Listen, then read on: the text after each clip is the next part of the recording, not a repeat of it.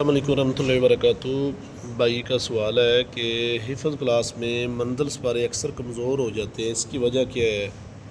کیا طریقہ ہے ابھی اس میں اندر بہتری لائی جائے؟ پیارے بھائی، منزل کمزور کس وقت ہوتی ہے، کیوں ہوتی ہے؟ سب سے پہلے ہم نے یہ دیکھنا ہے، منزل کمزور اس وقت ہوتی ہے جب ایک سپارے کو کافی دنوں کے بعد پھرا آئے اور سبکی سے وہ تازہ نکلے، اور ایک یہ وجہ سبکی سے جو سپارہ نکلتا ہے نا، اس کو زیادہ مرتبہ دہرایا نہیں جاتا۔ مثلا ایک بچہ ورکا سبق سناتا ہے تو اس سپارے کو 8 سے 9 دن پڑھتا ہے، تو 10-12 دنوں کے بعد وہ منزل بن جاتا ہے۔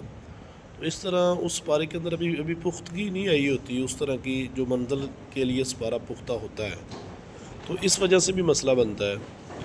منزل میں بچے فراڈ لگاتے ہیں، یہ بھی معاملہ ہو جاتا ہے۔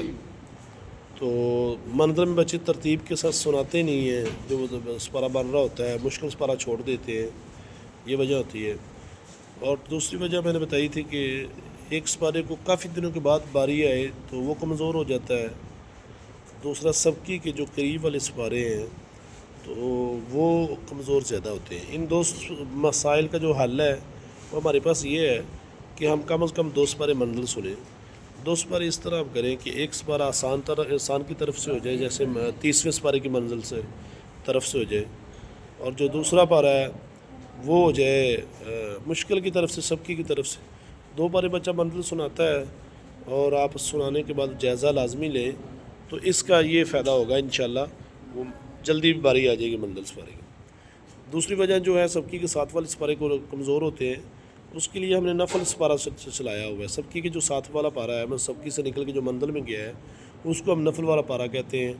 ہر سوموار کو، اگر اتوار کی چھٹی ہے تو ہر سوموار کو بچہ اس کو منزل میں سنائے گا، اس دن بھی نفل میں پڑھے گا، اور پورا ہفتہ کھڑے ہو کے اکیلا نفل میں پڑھے گا۔ جب نفل میں پڑھ لیتا ہے اس کے بعد قاری صاحب اس کا جائزہ لیا کریں گے۔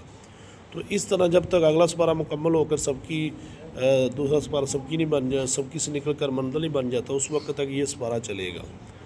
تو اس طرح آپ کریں، تو اس طرح یہ سبکی کے ساتھ والے جو سپارے کمزور ہوتے ہیں یہ بھی انشاءاللہ بہتر ہو جائیں گے اللہ کی توفیق کے ساتھ۔